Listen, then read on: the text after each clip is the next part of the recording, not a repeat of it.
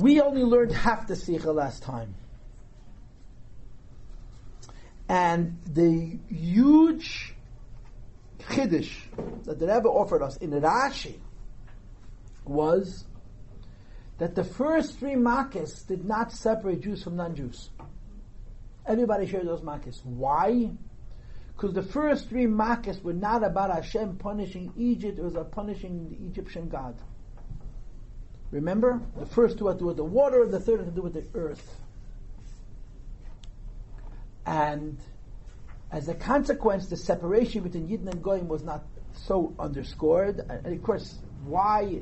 Maybe a question. There's probably a variety of different ways of explaining the why, but one of them is the Yidden should see how the Egyptian gods are being destroyed. Beginning with the 4th Makkah, the Makkos were directed at Mitzrayim. Because the 4th Makkah was directed at Mitzrayim, the Torah says Vehiflesi. I'm going to make a separation. The Makkos are going to happen amongst the Mitzrayim, and the Makkos are not going to happen amongst the Jewish people. So we're going to read now the other part of the Sikha that we did not read yet, beginning with page 25. Okay? Now here is the Rebbe's thought process. The Rebbe's thought process goes like this. Do you need to explain why the first 3 plagues were blood, frogs, and lice?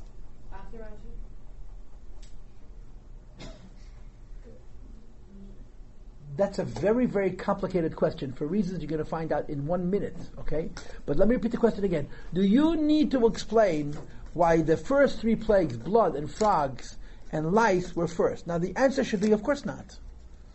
When you attack a nation, the first thing you do is attack their beliefs.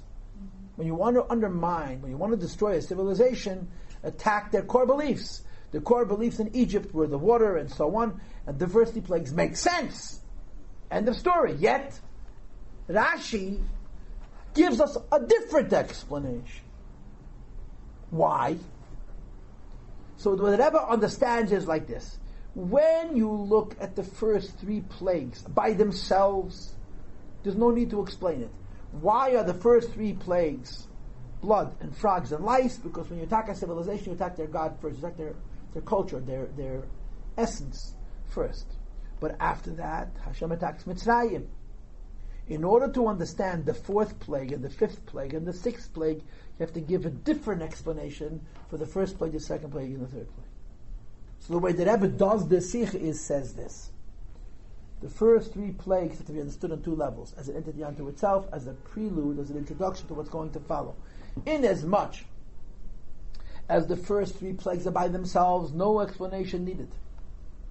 Inasmuch as the first 3 plagues set up the subsequent plagues, we do need an explanation. And before we read the explanation, there's one point that I want to tell you in a preemptive way. Okay? What is the name of the 4th plague? Huh? What does Orov mean? Huh? A mixture. Now, are mixtures painful? Yeah, really? You like mixed nuts? I like mixed nuts. Depending what you're mixing. Oh. Yes, the mixing is fighting. So it depends on what you're mixing. So does the word mixing in itself connote a plague? No. So why call it Orov? Why not call it Chayas? You get it? Mm-hmm. Let's read. This is Rashi now, people. You asked me before Rashi or after Rashi. The way the Rebbe sees is that Rashi has 2 different insights. When you understand the first 3 Makkos by themselves, there's no need to explain it.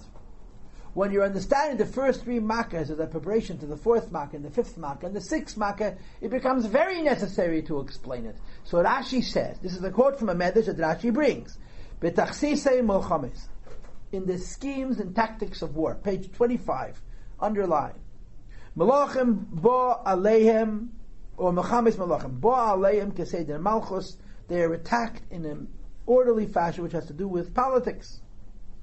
Kishetzara alir, when you put a siege on a city, now of course today, it's the whole nother world, right? In today's civilization, the worst tactic of war that anybody can have in almost any situation is to sit in one place. You're setting yourself up. Rommel referred to the wall of defenses along the coast of France. I forgot what they called them, as stone coffins. In modern war, mobility is everything. Mobility is not only everything so you can attack. Mobility is everything so you shouldn't get caught. But in the olden days, everything was very, very sedentary. Everything of course, they couldn't come at you from the sky. So the best position was sitting in one place. So there were sieges. So when you lay a siege to a city, betchila mekalkeles mayaneseha. The first thing you do is you destroy their sources of water. Dumb. Achakach taken alei. You start making noise. You intimidate. You frighten. You try to sound bigger than you are. Umariyim b'shefes. You cry out with trumpets, liyadam levalam, to frighten them and bewilder them. Are you talking about the Atlantic Wall? It's called the Atlantic Wall. That's what it was called. V'chein hatzfadin. The same is true with the frogs. Mekarkerim v'haimim. They make noise. They make all kinds of sounds. And then it actually says v'cholu. What does v'cholu mean? Etc. According to the Medrash Rabbi Tanchuma. And of course, the Rebbe's $1 million question is, if Rashi wants to tell you to look in Tanchuma, you just should have said Nisparish beTanchuma. You start the explanation and you don't finish the explanation. You put in a v'chulu and then you quote the source. Every one of these details is disturbing to the Rebbe. Let's find out which ones of these we are going to resolve. Okay, so on page 26. The Rebbe brings is last week's class. So we're going straight to page 27. Okay? The reason we read that Medrash is because that Medrash is revisiting the first 3 Makkas. But it's not revisiting the first 3 Makkas as God punishing the god of Egypt, but as God punishing Egypt itself. So it's a medrash. In Pshat, we know exactly what the first 3 plagues are for. Rashi brings a medrash. Now, as you yourself pointed out, if Rashi's Pshat is sufficient, why bother with a medrash? In other words, if the simple explanation for the first 3 plagues is God was attacking their God, why does Rashi bring a medrash? And the only answer is because it sets up the next plagues. Right? How does Rashi represent it? V'chulu k'de'isa b'medrash Rabbi Tanchuma. Both details are disturbing to the Rebbe. Go to page 27 on the left, and we're going to discuss Makkas Orov now. You with me? B'chol Mako Makka, every one of the plagues. Bein Oisan Shelefnei Makkas Orov, both those that preceded the plague of Orov. What does Orov mean? A mixture. Ubein Oisan Shelachar, as well the plagues after Makkas Orov. Haripuranusa v'toichen oinsha. The nature of its revenge and the substance of its punishment, move on v'nikir, is understood and evident. Im miteich divrei ha'hasra'a, either in the warning words, shenitna l'payil lefnei avos ha'Makka, which were given to the Pharaoh before the Makka actually came, or miteich divrei ha'kadosh baruch hu l'meisha, from the words of Hashem to Moshe Rabbeinu, be'ez chetzivahu, when he instructed him, to do those actions of being the plague. Every Makkah is described in the Chumash in a way that you understand the damage that it's doing. The exception is this plague of mixing animals. That in the warning, it's only written, I'm going to throw upon you an Orov. It doesn't say whether it's a mix of nuts, or it's a mix of different types of meat, or different kinds of beans, or different kinds of animals, just as a mix. The land of Egypt is going to be filled with this mix, as well as underneath the ground, subterranean. It does not say explicitly in the Chumash at that point, what's the idea of this plague of mix, and how it's punishing. Okay, turn the page. Which is odd and strange, correct? So now the Rebbe explains. And this is very profound. It's profound because you're getting an enlightened understanding of Orov. What does the Rebbe do? The Rebbe takes something that everybody already knows and makes you see it in a completely different way. And he tells you something that you already know in a totally different way, and you have a very difficult time arguing with him. After he spins your head, you say, you know, Rebbe, you're really right. Right? What's the example in context? That the first 3 Makkas happened to Yidden as well as to Goyim, according to Rashi, is something that you would never think of. Because we were all raised on that Makkah with the 2 straws and the blood and the water in the same cup and so on and so forth. But Rashi doesn't say any of that. Right. So, here's another case. Rashi has to reset himself and start talking about the Makkas again, where he's not talking about the first 3 Makkas as a punishment to the God of Egypt, but the punishment of the third 3 Makkas are to Egypt himself. And he's describing the tactics of war. When you attack a country, you wear them down, right? I mean, what would be the best example for this? I mean, this is truthfully what happens in every sporting event. Sporting events are wars where people don't get hurt. Really, that's the motto. If you think about sporting events, it's all about tactics. It's about winning. There's only one way to win. How do you win? The other guy loses, right? So you think about, let's say, boxing or football, which are very, very violent. And the truth of the matter is, it's true in every sport, right? You see it in sprinters, you see it in horse racing. If you have to run 200 meters, you don't have to be winning the whole time, you have to be winning at the end. So how do you calculate what you're going to do? There are many famous winners who would be behind for most of the race. Why? They were conserving their energy. And then when they took a burst at the end of the race, they defeated their enemy, not because altogether they had more energy, but because that sudden burst of speed weakened their enemy psychologically. It's tactics, it's a game. It's not a game, it's the game of life, it's the story of life, right? So in every battle, right, you don't necessarily go for the knockout on the first round. You have to wear your opponent down. That's the whole model, that's the whole concept. That's how it works. And you wear them down, and you wear them down, and you wear them down. And if you feel that you could knock out your opponent in the first round, you'll try. But it's usually not the case. So there's a whole game that is played, where you try to beat your opponent enough that they're weakened and softened and open and vulnerable and afraid. And then when the time comes, you do what you have to do. The Abish did that to Mitzrayim. He weakens them. He just exhausts them with a Makka and a Makka and a Makka and a Makka. When you look at it that way, you have a very different understanding of what Orov is. Wild animals running through the streets, everybody has a clear idea what that means. They go and eat you up, finished. Lions and tigers go and find the Egyptian people, they eat them up. But that's not the way you have to understand this Makkah when you appreciate that there is a series of Makkahs, and there's a tactic. And the tactic involves exhausting your opponent. Says the Rebbe, Iker HaChidish VaNes. The primary novelty and the miracle.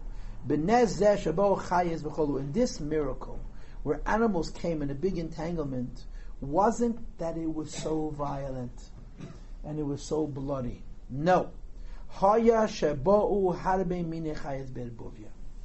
The Egyptians found their streets filled with animals that should never ever be together in the same place. The plague wasn't the damage. The plague was the intimidation, the fear, the confusion. The fact that in addition to these various animals cohabited, they did some killing and eating, that's not the special miracle. Okay? Page 29 now. Next underline. Es ha'arev. If you want to understand the nature of the fourth plague, and the fourth plague was a big mixture, a big cholent, a big entanglement of animals, says Rashi, it's kol minei chai Yisrois, all kinds of wild animals, and by the way, does not spell out at all what wild animals are, right? All kinds of them. Then it says nechoshim v'akrabim, snakes and scorpions. The Rebbe has a footnote later where he says, because it says, I will beat Egypt and the ground therein. So Rashi has to therefore say that some of the wild animals had to be subterranean, live under the ground. So he says chayes, that means terranean animals, terrestrial animals, and nechoshim v'akrabim that live under the ground, because it has to account for the two expressions in the pasuk. What does it say in the pasuk? It says, "Malu botei Mitzrayim es ha'arev v'gam ha'adama." Asher hey malah. The Rebbe explains this later on in the Sicha. Says the Rebbe, be'erbuvia in entangled and a confused ways, they would do all kinds of damage. Says the Heilige Rebbe, ein ikre. The core issue is not lefaret mi hayabadav, which animals participated in the Orov. The Torah is really not concerned with what kind of animals participated. It doesn't matter. Because this Makka was not meant to be a knockout punch. It wasn't. It was the fourth of 10. What was the key thing? Because this is underscored the words Mashliach B'cha. The point is that the intent in the pasuk in the word Orov is Shabo Be'erbuvya, that animals that should never cooperate, should never coexist, should never be in the same place, we're all together. This is the miracle that's unique to this Makka. What is the miracle? That there were all kinds of wild animals all together, and they were teaching something to the Egyptians. The plague was just like the first plague, where you cut off the water supply. The second plague is you intimidate them, you frighten them with noise. The fourth plague was to confuse them, bewilder them with disorder. Right? We human beings, and this is true of all creations, but particularly beings, like order. Makkas Orov was a disruption of order. That's what it was. Did people die? Sure. But that wasn't the point. The point was to completely unsettle them, to unnerve them, bewilder them, mix it up. And that's why the Torah never discusses the animals, it discusses the mixing, because that was the Makkah. But that idea, that the Orov was the mixing, is consistent with the Medrash Rabbi Tanchuma. In other words, there's two different things going on here. Rashi doesn't have to explain the first three plagues. We know what they were. They were attacking their God. The Medrash Rabbi Tanchuma explains, beginning with the first plague, it was not an attack on their God, it was attack on Egypt itself, because this is how you fight tactics of war. You destroy the water supply, you intimidate, and the fourth step in that sequence is you confuse. And that's Makkas Orov. So if you want to understand the fourth plague, the point of the fourth plague was not to kill a lot of mitzvah. The point of the first plague was to make them so confused that they wouldn't know which way the heaven was. Page 30, first column, at the bottom. Mahu chashivus hadavar. What possible significance could there be? Shebo be'irbuvia, that they came in such an entanglement. Atchezeu kol hachidush. The Makkazu, this is the entire novelty of this Makka. So the Rebbe answers. Alzeh mamshech Rashi, so Rashi has no choice but to go to a Medrash for Yeshtar B'Dava B'Godo. Besides for the Pshat, which need not even being spelled out, which is that there was killing their God, destroying their God, there's a Medrash. You don't need the Medrash for Dam Tzadei Akinim. You need the Medrash for Orov. But because you need the Medrash for Orov, you go back to Dam. Lamazu v'lamazu. Why this one this one? Rashi brings us a Medrash Rabbi Tanchuma, the first three Makkas, not to understand the first three Makkas, to explain Makkas Orov. That's why he says v'chulu. In the tactics of wars of kings, you attack their water supply. You cry out, you scream with trumpets, to frighten them and to bewilder them. The same is true of the frogs. They made all kinds of noises, made them nuts. It turns out, one of the initial tactics of a battle is to do things, not to kill them, to frighten them and to bewilder them. Let the enemy stay alive till tomorrow. But by the time I'm ready to kill him, he'll have no will to fight. I'm going to make him crazy. The fourth plague of Orov was about Erbuvia. The purpose of bringing these animals and bringing them in entanglement was primarily liyara malavalvam, to confuse them. But look at the bottom of page 30. On a pshat level, in your words, after Rashi or before Rashi, there's another reason for the first three plagues. The first two plagues destroyed their God, to destroy their magicians. So in Pshuta Shamikra, we know what the first three Makkas was. But when Rashi wants to understand the fourth Makkah, he has no choice but to come up with a midrashic explanation that explains the first three as well, so we should understand the sequence. Okay, Behemshach Inyana now, in conjunction with the aforementioned, page 31, third paragraph, the noise that the Sfardim made was more disturbing, more destructive than actually killing them. The same explains Benegea to Orov. So the issue of Makkas Orov was not to kill Mitzrayim; it was to make them cuckoo. And later on, it'll be very easy to kill them. Okay, so what we did, we took one sikha and split it into two, and got two things out of it. The first is explained in the first Makkas Derech Hapshat, and we also got in that Kinim was to destroy the Egyptian magicians' sense of authority and power and so on. And the second is to explain the Makkas Derech HaMedrash that reveals something very profound. You'll learn a story in the Chumash that Hashem is sending on Mitzrayim Orov. No one knows what Orov means. So the teacher tells you it means a mixture of animals, but the pasuk doesn't say so. And you scratch it and say, Eibishter, why can't you tell me what you want if you want me to know it? And the answer, I told you what I want. Yeah, but you only said a mixture. You didn't say if it was nuts or if it was types of meat or pickles and tomatoes. And the teretz is it was a mixture. It was a confusion. It was a bewilderment. It was an intimidation. Okay?